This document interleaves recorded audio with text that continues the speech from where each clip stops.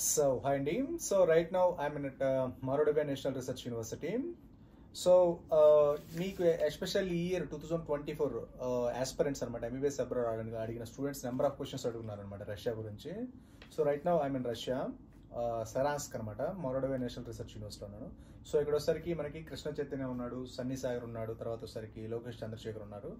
So మీరు already first year complete చేసుకొని second ఇయర్లో మూవ్ అవుతున్నారు అనమాట. సో ఇలా ఎక్స్పీరియన్సెస్ ఎలా ఉన్నాయి? సో మీరు అడిగిన క్వశ్చన్స్ వచ్చేసరికి ఏంటంటే ఎడ్యుకేషన్ ఎలా ఉంటుంది సార్, అక్కడ సెక్యూరిటీ ఎలా ఉంటుంది, తర్వాత వార్ కండిషన్స్ ఎలా ఉంటాయి, క్లైమేట్ హార్ష్ క్లైమేట్స్ ఉంటాయంట కదా, ఇప్పుడు వార్ జరుగుతుంది కదా, పంపించొచ్చా పంపించకూడదా, తర్వాత డ్యూరేషన్ ఎలా ఉంటుంది, ఎన్ఎంసీ రూల్స్ ఫాలో అవుతుంది లేదా, ఫుల్ ఇంగ్లీష్ మీడియమా లేదా రష్యన్ లాంగ్వేజ్ నేర్చుకోవాలంటే కదా, అసలు సెక్యూరిటీ ఎలా ఉంటుంది, ఇలా హాస్టల్ ఉందా, మెస్ ఉందా, ఇలా నెంబర్ ఆఫ్ క్వశ్చన్స్ అడుగున్నారండి.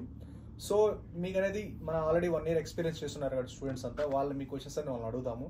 వాళ్ళు ఈ 1 year ఎక్స్పీరియన్స్ అసలు ఏంటి, వాట్ ఇస్ వాట్ మీరు అడిగే అన్నీ కూడా మీకు, ఎందుకంటే మీరు అక్కడ ఉంటారు కాబట్టి, ఇలా ఆల్రెడీ 1 year ఇక్కడ ఉండి రష్యాలో ఉండి ఇక్కడ అంతా ఎక్స్పీరియన్స్ చేస్తుంటారు కాబట్టి, యూనివర్సిటీ స్టాండర్డ్స్ అయితేనేమి, ఎడ్యుకేషన్ అయితేనేమి, డ్యూరేషన్ అయితేనేమి, రూల్స్ రెగ్యులేషన్స్ అయితేనేమి, సెక్యూరిటీ అయితేనేమి, మెస్ అయితేనేమి, ఆల్ మన ఎంబీబీఎస్ అబ్రాడ్ మీరు ఇక్కడ రావడానికి ఏంటంటే వీళ్ళు ఒక మీకు ఏంటంటే మీకు almost all doubts already 1 year experience చేస్తున్నారు కాబట్టి మీకు క్లారిటీ ఇస్తారనమాట. సో వాళ్ళ క్వశ్చన్స్ అడుగుదాం.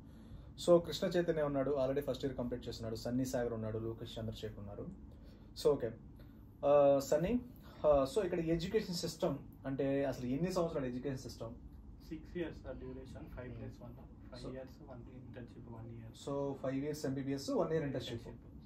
సో ఈ ఎడ్యుకేషన్ వచ్చేసరికి కృష్ణ చైతన్య అది ఫుల్ ఇంగ్లీష్ మీడియంలో ఉంటుందా లేకపోతే బైలింగ్వెల్ ఏమన్నా? అంటే 3 మనకి మోస్ట్లీ ఏమంటారంటే మీరు వచ్చేటప్పుడు కూడా మీకు చాలా మంది ఉంటారు రష్యా అంటే బైలింగ్వెల్ అని, అంటే 3 years English medium 3 years Russian లో చెప్తారన్నారు. సో ఇక్కడ మీకు ఎలా ఉంది? ఫుల్ ఇంగ్లీష్ మీడియం సార్ అన్ని. సో మొత్తం full English medium. So English అంటే 5 years ఎంబీబీఎస్ మొత్తం English medium. English. So Russian language అసలు ఎందుకు, అసలు ఎందుకు అసలు మనకి రష్యన్ లాంగ్వేజ్ మీరు క్లాస్ ఉంటుంది కదా, ఎందుకు ఉంటుంది రష్యన్ లాంగ్వేజ్? డైలీ కమ్యూనికేషన్ కోసం.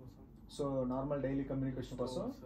సో మనకి ఏంటంటే మనం ఏదన్నా బస్ అవ్వచ్చు, మనకి ఇక్కడ 6 years ఉండాలి కాబట్టి, ఇక్కడ సర్వైవ్ అవ్వాలి కాబట్టి, సర్వైవ్ అంటే మనం ఏదన్నా సరే గ్రాసరీ స్టోర్కి వెళ్ళినా, తర్వాత వచ్చేసరికి బయట ఎక్కడన్నా వీసా ఆఫీసులకి ఫస్ట్ ఇయర్ అంటే మనం చేసాం. నెక్స్ట్ ఇయర్ నుంచి ఏంటంటే మీరు వెళ్ళాల్సి వస్తుంది ఇన్సూరెన్స్లకి, వీసా ఎక్స్టెన్షన్లకి, యూనివర్సిటీకి వెళ్ళినా అక్కడ డీన్స్ తో మాట్లాడడానికి, అక్కడ వాళ్ళ ఎంప్లాయీస్ తో మాట్లాడాలన్నా బేసిక్ కమ్యూనికేషన్ అయితే కమ్యూనికేషన్. మన బస్ ఎక్కడానికైనా లేకపోతే ఏదైనా ట్రైన్ స్టేషన్కి వెళ్ళాలన్నా, క్యాబ్స్ బుక్ చేసుకోవాలన్నా, ఫుడ్ ఆర్డర్ చేసుకోవాలన్నా, లేకపోతే ఇక్కడ ఉన్న లోకల్తో మాట్లాడాలన్నా, డే టు డే కమ్యూనికేషన్ కోసం మాత్రం అయితే రష్యన్ లాంగ్వేజ్ అంతే. తప్పితే మీకు ఫస్ట్ ఇయర్ నుంచి కూడా క్లాసెస్ అన్ని రష్యన్లో అయితే ఉండవు కదా, ఫుల్ ఇంగ్లీష్ మీడియంలో జరుగుతుంది.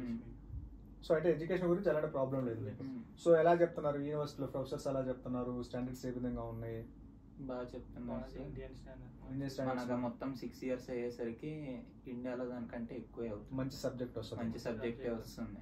ఓకే. సో ఎడ్యుకేషన్ అయితే మీకు ఎలాంటి ప్రాబ్లం లేదు. సో అన్ని రకాలుగా బాగానే ఉంది.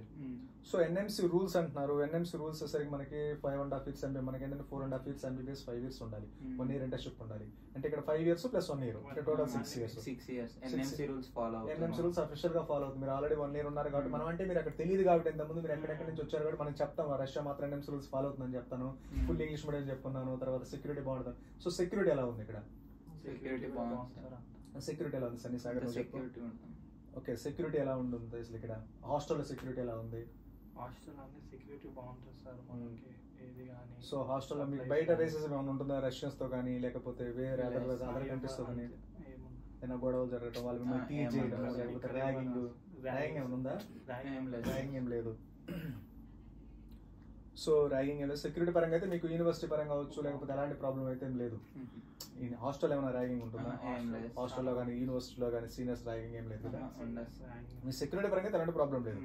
సో ఫుల్లీ సెక్యూర్డ్గా ఉంటుంది. సో తర్వాత వచ్చేసరికి and war situation. So war ఇప్పుడు ఏమన్నా వార్ మీకు మీరు వచ్చేటప్పుడు కూడా ఐ థింక్ నాకు తెలిసి 2023 వచ్చినప్పుడు మీరు అప్పుడు కూడా వార్ ఉంది కదా. సో వార్ ఇంపాక్ట్ ఏమన్నా వార్ ఏమన్నా ఇష్యూస్ ఏమన్నా? వార్ ఏం ప్రాబ్లం లేదు కదా అసలు? ఇంత దూరం అసలు ఏముండదు, దూరం లేదు. మీరు ఐ థింక్ నాకు తెలిసి ఎవరు కూడా నాకు అంటే మొత్తం మీకు అడిగి చెప్పినారు సిచ్యువేషన్స్ అయితే, అలాంటి సర్కమ్స్టాన్సెస్ మీకు ఏం కనిపించలేదు అసలు. సో వార్ పరంగా అయితే ప్రాబ్లం లేదు. సో తర్వాత ఎడ్యుకేషన్ బాగానే ఉంది. సో సెక్యూరిటీ బాగానే ఉంది. సో తర్వాత ఫైనల్ గా క్లైమాటిక్ సిచ్యువేషన్స్. ఇప్పుడు సమ్మర్ లో అంతా ఓకే సార్, ఇండియాకి అట్లానే ఉంటది. ఇంకా వింటర్ లో వచ్చేసరికి మనకి ఇక్కడ అన్ని వామ్. సో మనకి ఏంటంటే కొంచెం హార్ష్ గా ఉంటుంది, స్నో బట్ట ఇదంతా జరుగుతుంది కాబట్టి మీకు ఏంటంటే అప్పుడు ఎలా ఉంటది, మీకు స్నో బూట్స్ తర్వాత జాకెట్స్ ఉంటాయి కాబట్టి రూమ్స్ లో హీటర్స్ ఉంటాయి, రూమ్ లో హీటర్స్ ఉంటాయి, క్లాస్ రూమ్ లో హీటర్స్ ఉంటాయి కాబట్టి బస్సెస్ లో కూడా హీటర్స్ ఉంటాయి కాబట్టి మనకి ఆ క్లైమేట్ పెద్ద ఇంపాక్ట్ ఏం అవ్వాలి. మీరు ఆల్రెడీ రీచ్ అయినారు కాబట్టి సో ఎంజాయ్ చేస్తారు. ఐ థింక్ నాకు తెలిసి కొంచెం అంటే 1 or 2 months ఉంటుంది కాబట్టి కొంచెం ఉంటుంది. మీకు ఏంటంటే రెగ్యులర్ ట్రాన్స్పోర్టేషన్ సర్వీస్ ఉంటుంది కాబట్టి బస్సు లేకపోతే క్యాబ్స్ డైరెక్ట్ వస్తాయి కదా ఇక్కడికి. సో వార్ పరంగా అయితే మీకు ఏం ప్రాబ్లం లేదు, ఎలాంటి ఇంపాక్ట్ అయితే లేదు. తర్వాత యూనివర్సిటీ స్టాండర్డ్స్ ఎలా ఉన్నాయి, మంచిగా రేపు ఎంసీకి నెక్స్ట్ ఎగ్జామ్ క్రాక్ చేయాలన్నా లేకపోతే ఆ స్టాండర్డ్స్ మీట్ అవుతున్నారు వాళ్ళంతా, సేమ్ ఇండియన్ స్టాండర్డ్స్ మీట్ అవుతున్నారు రేపు వాట్ ఎవర్. మంచి ప్రాక్టికల్ ఎక్స్పోజ్, మంచి నీట్ గా అయితే ఎవ్రీథింగ్ చెప్పడం అర్థమవుతుంది. ఇంకా డెడ్ బాడీ మీద ఎక్స్ప్లెయిన్ చేస్తారు. ఓకే, క్యాడవర్ మీద.